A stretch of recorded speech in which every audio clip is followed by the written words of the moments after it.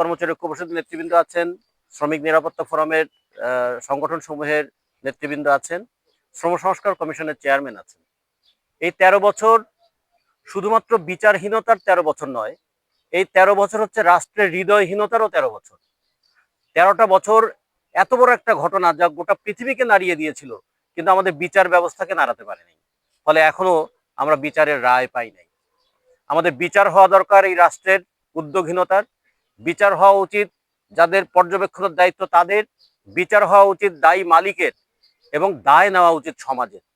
আমরা নিহতদের কথা শুনেছি, আহতদের কথা শুনেছি। আমরা এই জুরাইনে এসে আমরা অজ্ঞাতনামাদের পরিচয় দেখছি। যে শ্রমিক কারখানায় ঢুকেছিল, তার পিতৃ পরিচয় ছিল, তার মায়ের নাম ছিল, কিন্তু মৃত্যুর পরে তার আর নাম নাই, ঠিকানা নাই, তার জায়গা হয়ে গেল অজ্ঞাতনামা শ্রমিক হিসেবে জুরাইন কবরস্থানে। এখানে অনেকে শুয়ে আছে, লেখা আছে নাম হতে পারত শিলা, নাম হতে পারত জেসমিন, তাদের একটা নাম ছিল, কিন্তু খাতায় তাদের নাম ছিল না। তাজরিন হত্যাকাণ্ডের পরে আমরা শ্রম আইন সংশোধনের কথা বলেছি। আমরা বলেছিলাম যে ১,০০,০০০ টাকা মৃত্যুজনিত ক্ষতিপূরণ, এটা কি ক্ষতিপূরণ নাকি মৃতের পরিবারের প্রতি একটা উপহাস? অনেক বাক বিতণ্ডার পরে ক্ষতিপূরণের হার বাড়িয়ে ২,০০,০০০ টাকা করা হলো। বাংলাদেশে যেখানে সরকার ঘোষণা করে মাথাপিছু জাতীয় আয় হচ্ছে $২,৫৯৩, সেইখানে একজন শ্রমিক কর্মক্ষেত্রে নিহত হলে তার মৃত্যুজনিত ক্ষতিপূরণ $১,৮০০। ১ বছরের আয়ের চাইতেও মৃত্যুজনিত ক্ষতিপূরণ কম। এর চাইতে উপহাস কি আর হতে পারে? আহত হলে তাদের পুনর্বাসন কোনো ব্যবস্থা এখনো পর্যন্ত আমরা শ্রম আইনে নিশ্চিত করতে পারলাম না।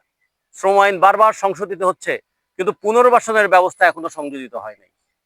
আমরা এই শ্রম আইনে আমরা বলেছিলাম, তার আগে শ্রম সংস্কার কমিশনের পক্ষ থেকে বলা হয়েছিল, শ্রমিক কর্মচারী ঐক্য পরিষদের পক্ষ থেকে বলা হয়েছিল, আইএলও কনভেনশন ১২১ অনুযায়ী কর্মক্ষেত্রে মৃত্যুজনিত ক্ষতিপূরণের হার পুনর্নির্ধারণ করতে হবে, কিন্তু এখনো সেটা গ্রহণ করা হয়নি।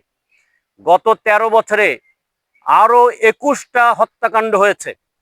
সর্বশেষ আমরা দেখেছি ২৪শে অক্টোবর ওই মিরপুরের শিয়ালবাড়িতে, সেখানেও আগুনে পড়ে ১৯ জন শ্রমিকের মৃত্যুবরণ ঘটতে আমরা দেখেছি। প্রতিটি মৃত্যুর পরে আমরা বিক্ষুব্ধ হই, আমরা দাবি জানাই, আমরা দায়ী ব্যক্তিদের বিচারের কথা বলি, কিন্তু দায় রাষ্ট্র কখনো নেয় না।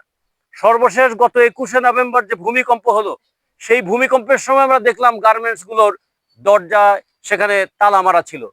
যদি কোনো ভবনের নিরাপত্তার ক্ষতি হতো, সেখানে ওই গার্মেন্টস শ্রমিকদের হয়তো মৃত্যুর তালিকাটা আরো অনেক দীর্ঘ হতো, ওখানে শ্রমিকদের মৃত্যুর তালিকা আরো দীর্ঘ হতো। ফলে আমরা মনে করি প্রতিটি ঘটনা আমাদেরকে জাগিয়ে যায়, প্রতিটি ঘটনা আমাদেরকে বিক্ষুব্ধ করে, কিন্তু রাষ্ট্রের অনুভূতি জাগায় না, বিচার ব্যবস্থার গতি বাড়ায় না। ফলে এবারও আমরা দাঁড়িয়ে আমরা বলতে চাই, এই অজ্ঞাতনামা শ্রমজীবীদের, তাদের উদ্দেশ্যে আমরা বলতে চাই, তাদের জীবন, তারা জীবিকার জন্য জীবন হারিয়েছে, আর আমরা জীবন দিয়ে তাদের সম্মান এবং মর্যাদার জন্য লড়াই করছি। এই লড়াইটা আমাদের চলবে। কর্মক্ষেত্রে নিরাপত্তাজনিত যে ব্যবস্থা সেটা গ্রহণ করতে হবে। কর্মক্ষেত্রে মৃত্যু হলে আজীবন আয়ের সমান ক্ষতিপূরণ নিশ্চিত করতে হবে।